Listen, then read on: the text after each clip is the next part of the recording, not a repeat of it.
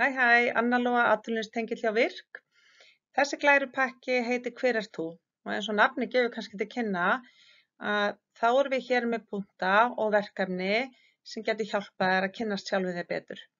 Og það skiptir gríðarlega miklu máli þegar maður fer í þetta ferli sem atvinnuleitin er, að þekkja sjálfan sig, atvinnumarkaðinn, vita svona hvert maður vill fara og hvað maður hefur fram að bjóða. Skoðum þetta aðeins betur. Nú, áður en þú byrjar að vinna verkefnin þá hvet ég þig til að kíkja á síðan okkar velvirk.is og á kaflann aftur til vinnu. En þar eru bara mjög góðar ábendingar fyrir alla sem eru að koma aftur á vinnumarkað eftir ákveðið hlé. Nú, það sem við ætlum svo að skoða er hvernig starf hentar þér út frá færni, eiginleikum, viðhorfi þínu og áhugamálum og taka það svolítið saman þannig að þú sért með svona góða heildarmynd af þér þegar þú ert búin að klára þessi verkefni. Og við byrjum á því að skoða færnina og færni þín er þá bara í rauninni það sem þú hefur tekist á við í lífinu. Það eru reynsla í vinnu, það er menntunin þín, það eru önnur lífsins verkefni og í rauninni bara hver þú ert sem manneskja. Það er ákveðið eyðublað inn í þessum hlekk sem að ég er með á Glæru 4 en allir hlekkir, ég best ég segi ykkur það, allir hlekkir eru á Glæru 4. Þannig að þar getur þú svolítið skoða færni þína, sé hvort það sé eitthvað þar sem að þú ert ekki alveg meðvitaður og bætt við.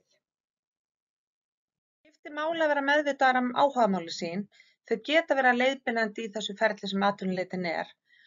Og við vitum það líka að ef við erum að sinna störfum sem eru innan okkar áhugasviðs, að þá erum við nú tilbúin til að leggja heilmikið á okkur.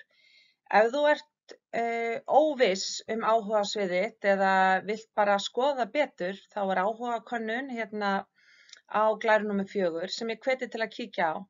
Og kannski bara kemur eitthvað nýtt í ljós, eitthvað sem að þú hefur ekki hugsað út í áður. Svo er það eiginleikar þínir. Og þá erum við að tala eiginleikar, þínir persónulega eiginleikar þú ert að leysa verkefni eins og nákvæmni, þolinmæði, jákvæðni, stundvísi og svo framvegis. Og það er bara mikilvægt að maður sé meðvitaður þetta, jú í vinnu og svo kannski bara í lífinu líka svona almennt.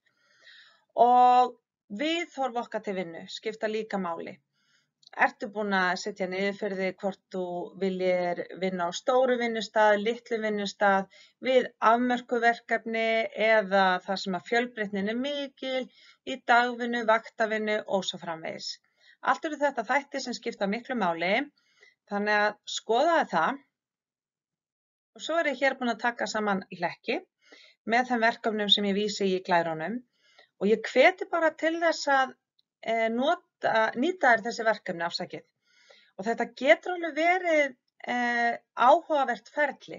Það er náttúrulega svolítið eftir með hvaða viðhorf þú ferð inn í það. En þetta getur líka verið bara svolítið skemmtilegt ef þú kemst að einhverju sjálfan þig svo varst kannski ekki alveg með á hreinu áður og fórst yfir þessa punkta, yfir þessi verkefni. En ég segi bara gangið vel og ef þið finnst eitthvað vanta þarna, þá máttu endilega senda okkur atvinnulífstengill bara post og netfangið okkar er á næstu Glæru. Sjáumst síðar, bless bless.